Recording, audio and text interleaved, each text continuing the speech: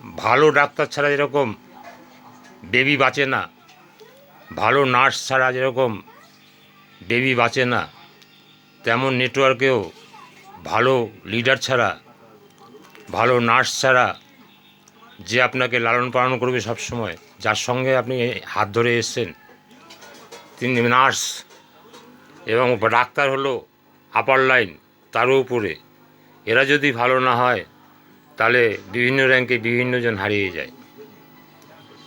যতজন নামে ততজন তো থাকে না, তার কারণ ওই শিক্ষার অভাব।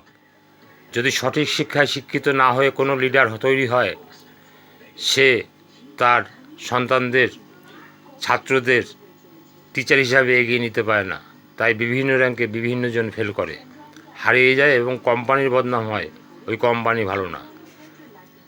এইভাবেই চলছে কিন্তু।